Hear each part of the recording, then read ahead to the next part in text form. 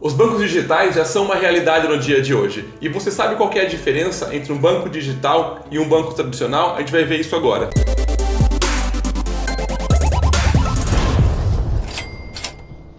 Para entender a diferença, vou começar explicando para você o que é um banco digital, que de maneira bem direta e objetiva, nada mais é do que um banco que não tem agência.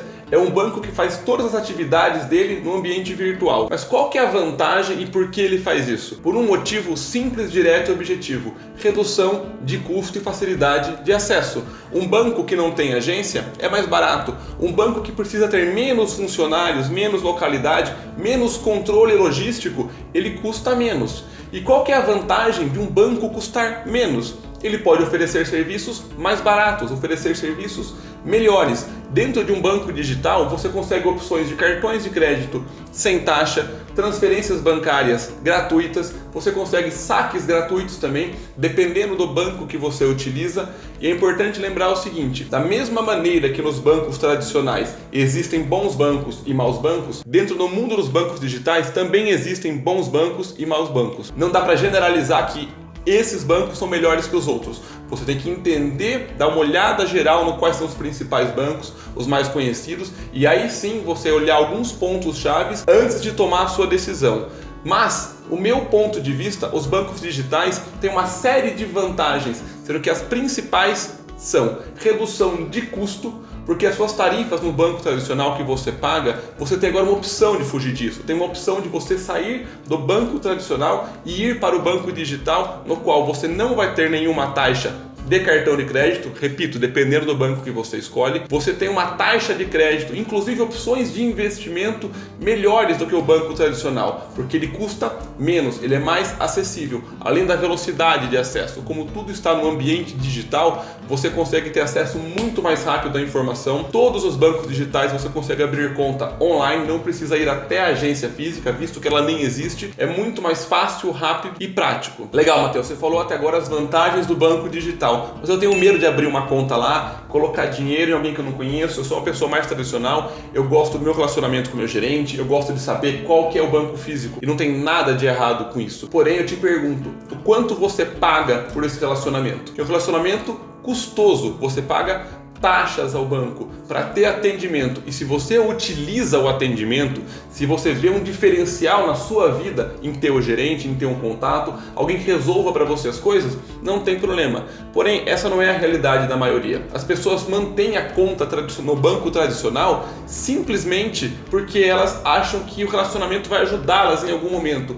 Pega uma retrospectiva. Se você é uma pessoa que cai o salário, usa pouco cartão de crédito, não vai muito ao banco, você está pagando por um serviço que você não utiliza. Eu conheço pessoas que falam o seguinte: mas Matheus, o meu cartão de crédito me dá milhas de vantagem. Bacana, você viaja? Se você é alguém que não viaja, as milhas não servem para nada. A pessoa tem o cartão Black, Prime, Premium, que dá direito a uma sala VIP no aeroporto. Se você não utiliza a sala VIP do aeroporto, você está pagando por um serviço que não tem sentido. Pessoal, vocês têm que entender o seguinte: o relacionamento com o seu gerente só vale a pena você pagar por ele se você utiliza. Você tem que colocar na ponta do lápis o quanto você utiliza em detrimento ao quanto você paga. Às vezes pequenas taxas de 20, 30 reais no mês que você acha que não pesam, coloque numa projeção para o longo prazo, coloque uma projeção para 5, 10, 15, 20 anos, o quanto você consegue economizar e quanto você está deixando de pagar por um relacionamento que você não utiliza. O que nós todos temos que ponderar é o seguinte: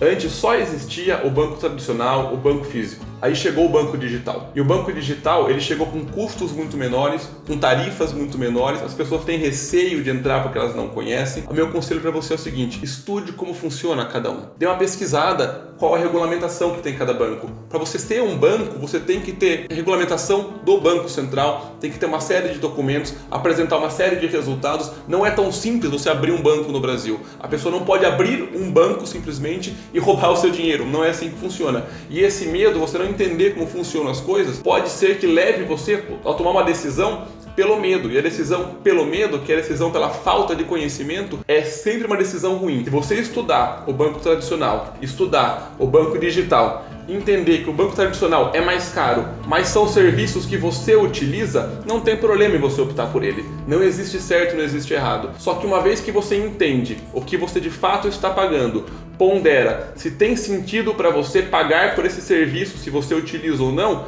fique no banco tradicional. Agora, se você, como literalmente a maioria da população, que vai ao banco pouquíssimas vezes, só usa o cartão de crédito, tem uma conta de um salário, faz poucas transferências ao longo do mês, tem sentido você pensar em ir para um banco digital, no qual você não paga por serviços que você não utiliza. O principal receio das pessoas é perder o relacionamento. Pessoas me falam: Matheus, mas eu não vou ter um gerente para cuidar de mim. O que o gerente de fato faz por você?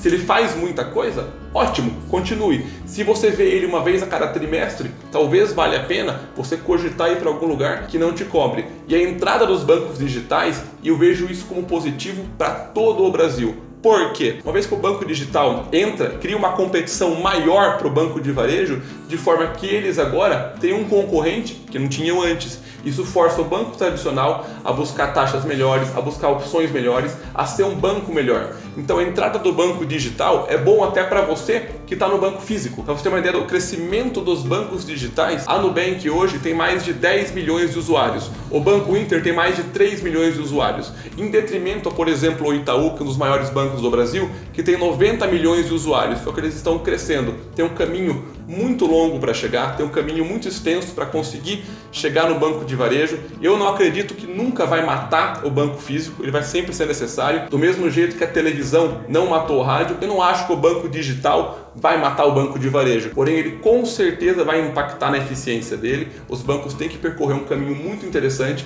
porque as pessoas agora estão cada vez mais se educando financeiramente e entendendo. E quanto mais você entende, quanto mais você educa, mais você questiona, mais resultado você gera para todo mundo. Qual que é o principal problema hoje do banco tradicional? As taxas excessivas. Que opção nós tínhamos alguns anos atrás? Nenhuma. Que opções nós temos hoje? O banco digital. E se as pessoas forem perdendo o medo e entenderem que elas pagam por coisas que elas não utilizam ou pagam a mais do que elas precisam, elas vão migrar para outra opção, para a opção que é melhor para elas, forçando a opção original a ser mais eficiente. Então, meu amigo, se você gosta do banco tradicional e você quer pagar menos nele, estude, questione o seu gerente. Quando eu abri a minha conta no banco digital, a primeira coisa que eu fiz foi ligar para o meu gerente do banco e falar: olha, eu não quero mais o cartão de crédito. Eu pagava aproximadamente R$20 por mês. Eu falei: eu não quero mais o cartão de crédito porque eu tenho a outra opção. Ele automaticamente cancelou a minha taxa, manteve meu cartão de crédito, porque eu tinha uma outra opção, eu tinha uma alternativa para aquilo.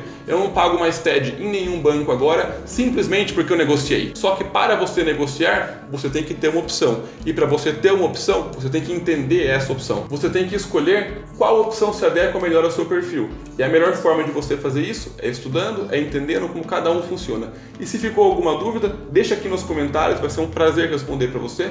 E se você conhece alguém que também está na dúvida entre o banco tradicional e o banco digital e gostou do conteúdo desse vídeo, não esquece de compartilhar e deixar o like aqui embaixo.